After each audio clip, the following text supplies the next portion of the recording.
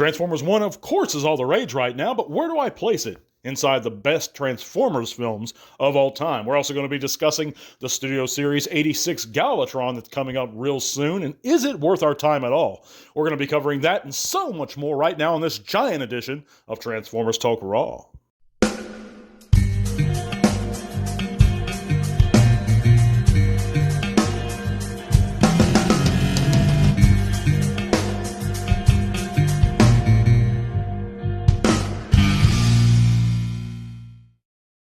Welcome, one and all, back to another Transformers Talk Raw podcast here on YouTube and Spotify. I'd like to thank you guys for joining me once again this week as we celebrate our 300th segment here on YouTube and Spotify.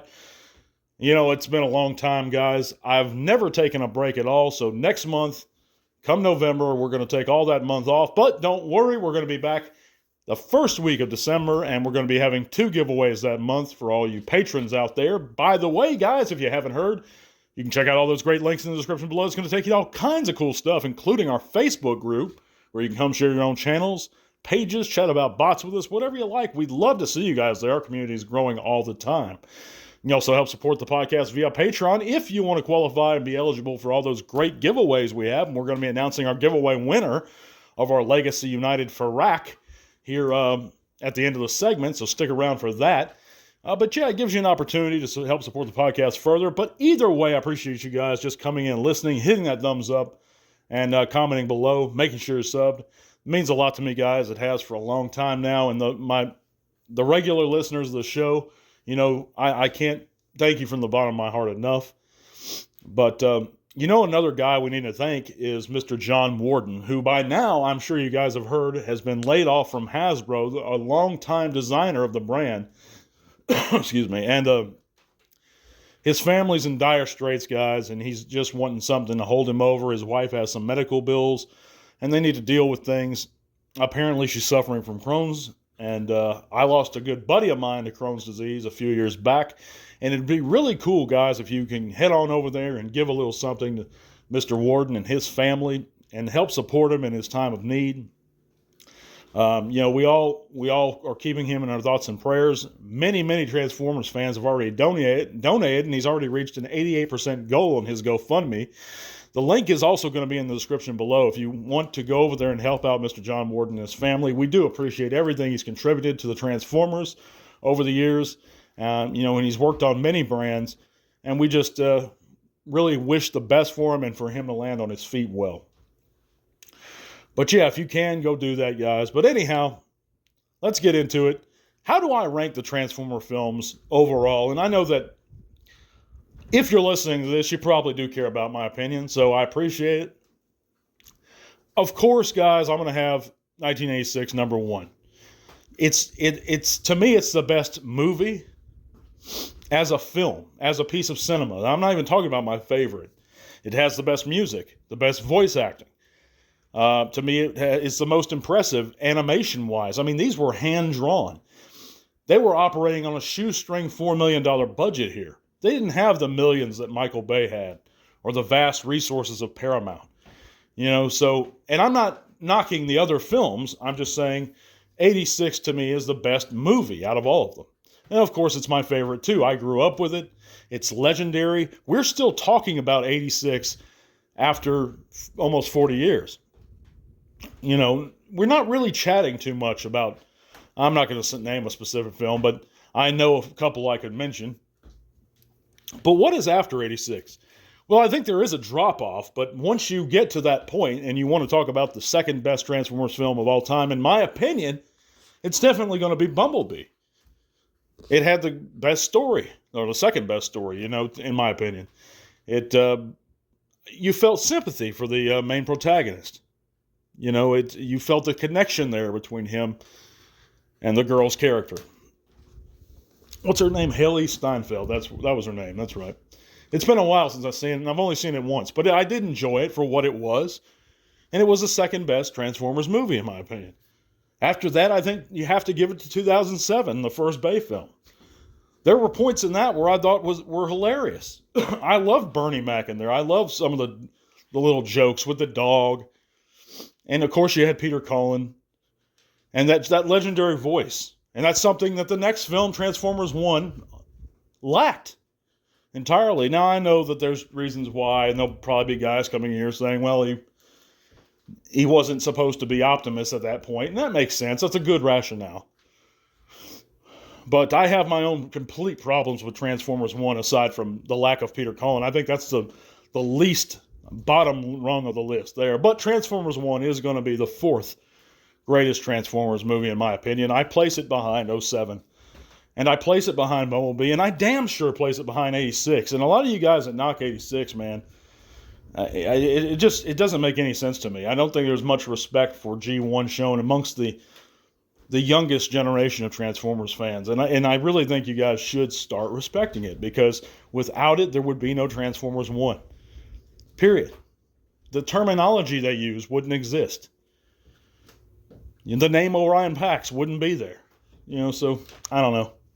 But that's my opinion. That is, and the rest of them, I think you can probably lump in there together behind Transformers 1.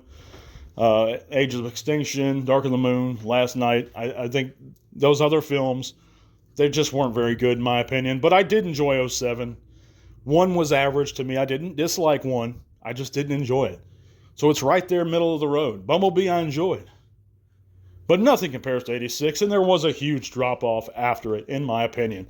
Of course, this was never going to be a review of the films or a summary of each one of them. It's just where I place them overall, in comparison to each other. But I think that they are, and like I mentioned in my rant about Transformers 1, they are products of their generation and of their times. And it's really not fair to compare '86 to 1 or '07 to Bumblebee. And, it's different times. These movies were released a long time apart from one another. So it is what it is, guys. And if you enjoy any of these films, I'm glad you enjoy them. Keep enjoying them. But it's just my opinion, and I thought I'd chime in. But let me know how you rank the Transformer films below. Let me know, guys. But moving on, we're going to talk a little bit about the upcoming Studio Series '86 Galvatron. And this figure here, guys, is just ridiculous to me. We got the initial Kingdom release with the jacked up shoulders. And we got the repack in Legacy with the fixed shoulders. And we got the reformatted version, where he's all, purple and transparent kind of, and he's got lines on him like he's turning from Megatron to Galvatron. Then we got the toy color version, the Gen Selects line. And I'm not even counting Straxus and all the guys that were retooled from him. So we got, this is the 5th version now. I'm probably forgetting one. It's probably like the 6th version, if you're not counting Straxus. Or if you are counting Straxus. Why do we need this figure? So, because he's artificial grape flavored rather than natural grape flavored. He's a slight shade of purple, more accurate to the '86 film. That justifies an additional $50 investment? So what if you went along for the entire Hasbro ride of Galvatron recently? What if you put in that first $50 when Kingdom came in? You was like, oh man, that's Galvatron. I'm getting him. He's so much better than the Power of the Primes one or whatever one that had the weird flip-up face mask thing. So what if you put in that $50 and then you said, well, oh man, he's got messed up shoulders. So when Legacy came around, you said, okay, they fixed his shoulders. I'm going to go ahead and buy it again. So you got that figure. And then they released those other 2 colors. And you're like, oh, I got to have those too, though. This one's more like the G1 toy. I had the G1 toy. So now you're rolling in, what, $50 a pop. It's $200 just worth of Galvatrons alone. And this is not a fan's toys figure. This is not a masterpiece. It's a great figure. I like the figure a lot. It's fantastic. But leader price is what he's worth. He's not worth more than that as an investment of a character. So you've spent $200 if you rode this whole journey with Hasbro on Galvatrons. And now they're asking you, do it again. Why? So in 2-3 years, eventually they're going to put out another Galvatron. I guarantee you they are. They always do. So where do we draw the line with this stuff, guys? And my logic is the same as it is for every figure. If you have a version you're happy with, and it's pretty similar to what's new, why is the new figure automatically better? Why is that, guys? And if you look at Galvatron alone, The Legacy coloring, or the Kingdom coloring, is more like the Season 3 Galvatron. You know, it's a more natural flavored grape, almost. You know, is the Studio Series 86 a great figure? Absolutely. If you don't have Galvatron, absolutely get him. But if you have those other versions, or even one of those other versions, and you're happy with it, dude, you don't need this. I'm not getting it. I don't care about it. And if it bothers you that much, his face is white instead of silver, or whatever it is, paint it. Do some customization work. I did. I gave mine a goatee, like he has in the animation. I just don't get it, guys. Maybe one of you guys can explain it to me in the comments. We're going to roll right along to the news. Let me know what you think about any of this stuff, guys. And we're going to be announcing talking about our poll results and announcing our giveaway winner. Check out the poll results. And this week's poll, we asked the question, is G1 the greatest version of the Transformers? And out of 113 votes, 69% of Transformer fans stated yes, while 31 stated no. So I don't know if that's just my listeners on Transformers Talk Raw, 113 of them that participated, or just general trans fans that saw the community message and just decided to chime in. But the Transformer fans have spoken, and the majority of them feel that G1 is the greatest Transformers franchise. I agree with them. It's not the only Transformers franchise, and contrary to what you might hear on social media, I enjoy a few other versions of the Transformers. I was thrilled for the Beast Wars.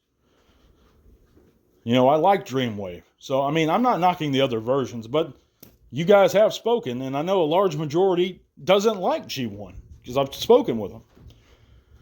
But as long as G1 sells, and as long as people do love G1, they're going to keep rolling with G1 in figure form, and they're going to keep talking about it and what it was.